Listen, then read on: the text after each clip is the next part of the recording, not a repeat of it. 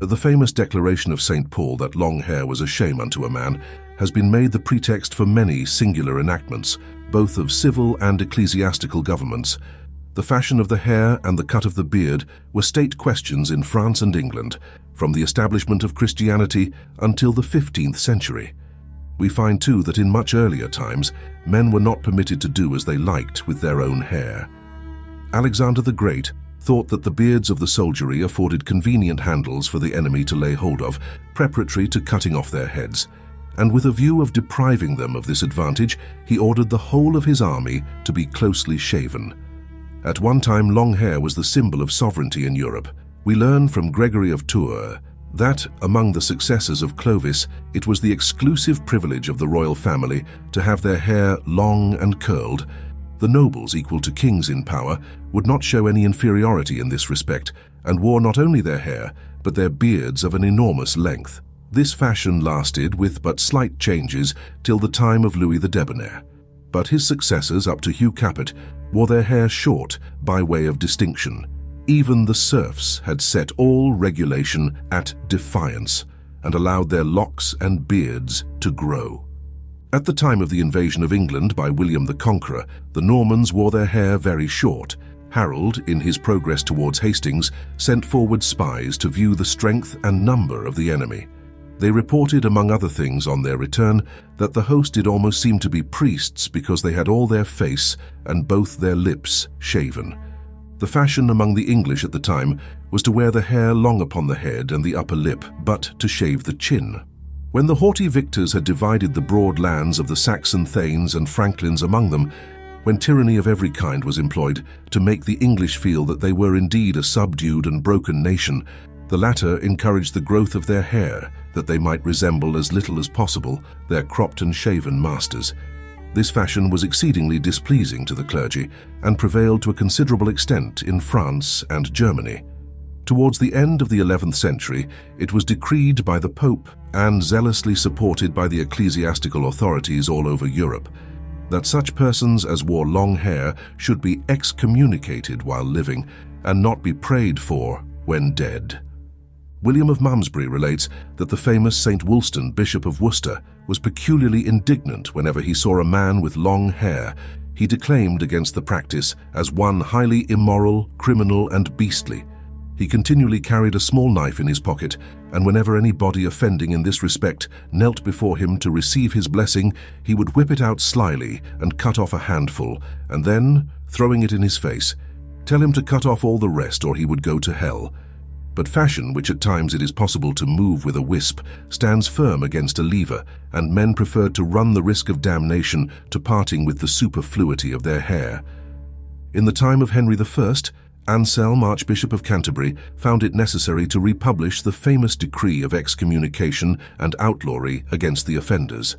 But, as the court itself had begun to patronize curls, the fulminations of the church were unavailing. Henry I and his nobles wore their hair in long ringlets down their backs and shoulders, and became a scandalum magnatum in the eyes of the godly. One Serlo, the king's chaplain, was so grieved in spirit at the impiety of his master that he preached a sermon from the well-known text of St. Paul before the assembled court, in which he drew so dreadful a picture of the torments that awaited them in the other world, that several of them burst into tears and wrung their hair, as if they would have pulled it out by the roots. Henry himself was observed to weep. The priest, seeing the impression he had made, determined to strike while the iron was hot, and pulling a pair of scissors from his pocket, cut the king's hair in presence of them all.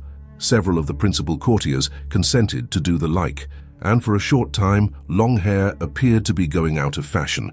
But the courtiers thought, after the first glow of their penitence had been cooled by reflection, that the clerical Delilah had shorn them of their strength, and in less than 6 months they were as great sinners as ever.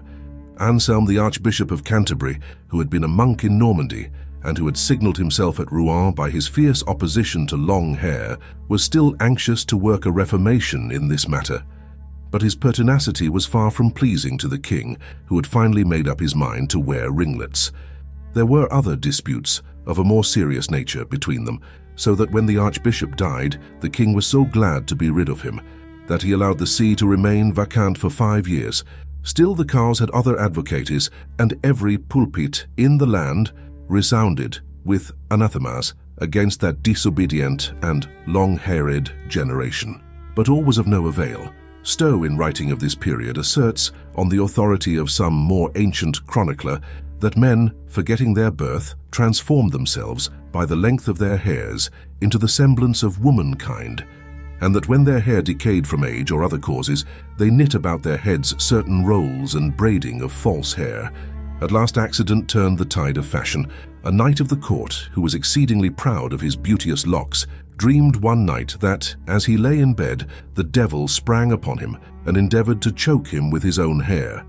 He started in fright and actually found that he had a great quantity of hair in his mouth. Sorely stricken in conscience, and looking upon the dream as a warning from heaven, he set about the work of reformation and cut off his luxuriant tresses the same night.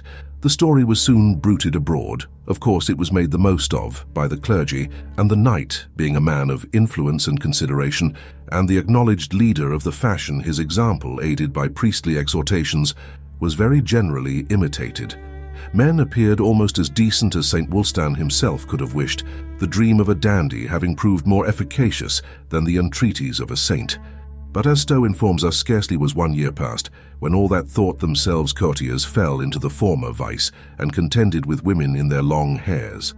Henry, the king, appears to have been quite uninfluenced by the dreams of others, for even his own would not induce him a second time to undergo a cropping from priestly shears. It is said that he was much troubled at this time by disagreeable visions. Having offended the church in this and other respects, he could get no sound, refreshing sleep, and used to imagine that he saw all the bishops, abbots, and monks of every degree standing around his bedside and threatening to belabor him with their pastoral staves, which sight, we are told, so frightened him that he often started naked out of his bed and attacked the phantom's sword in hand. His physician, who like most of his fraternity at that day was an ecclesiastic, never hinted that his dreams were the result of a bad digestion, but told him to shave his head, be reconciled to the church, and reform himself with alms and prayer. But he would not take this good advice, and it was not until he had been nearly drowned a year afterwards in a violent storm at sea that he repented of his evil ways, cut his hair short, and paid proper deference to the wishes of the clergy.